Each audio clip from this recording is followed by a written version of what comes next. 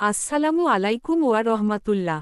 প্রিয় দর্শক শ্রোতা, আজকের এই পর্বে আমরা কথা বলবো এমন এক মানুষকে নিয়ে, যিনি নিজেকে বিলিয়ে দিয়েছিলেন জাতির জন্য এবং রেখে গেছেন এক অমর সাহিত্যকীর্তি, সংসপ্তক।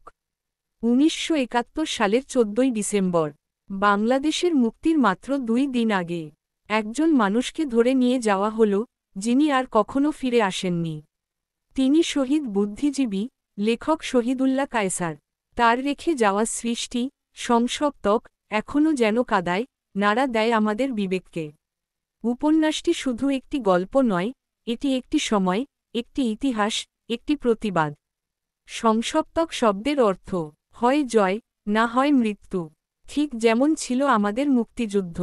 এই উপন্যাসেও প্রতিটি চরিত্র যেন একজন যোদ্ধা, সময়ের বিরুদ্ধে, সমাজের বিরুদ্ধে, অন্যায়ের বিরুদ্ধে। জাহেদ, যিনি প্রাচীনতার সঙ্গে যুঝেছেন, প্রেমে পড়েছেন, আদর্শের জন্য নিজেকে বিলিয়ে দিয়েছেন। রাবু, যিনি ভালোবাসার মধ্যে থেকেও নিজস্ব অবস্থানকে হারাননি।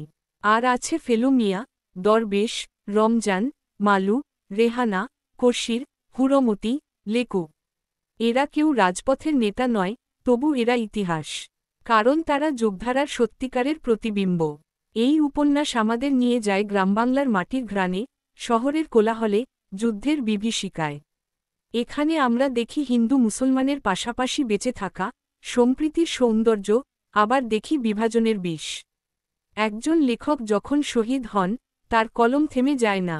তার লেখা বেঁচে থাকে, প্রজন্মের পর প্রজন্মকে আলো দেখায়। সংসপ্তক ঠিক তেমনই এক আলোকবর্তিকা। আজ, যখন সমাজে আবার বিষ ছড়াতে চায় সাম্প্রদায়িকতা, বিভাজন আর গোঁড়ামি, তখন আমাদের আরও বেশি করে পড়া উচিত সংসপ্তক। এটা শুধু একটি উপন্যাস নয়, এটা আমাদের আত্মপরিচয়, আমাদের প্রতিবাদ, আমাদের ভালোবাসা। শেষ কথা, বইটি ২৫০ টাকার, ৪০০ পৃষ্ঠার। কিন্তু এর মূল্য অমূল্য। যারা এখনও পড়েননি, অনুরোধ করব, একবার পড়ে দেখুন।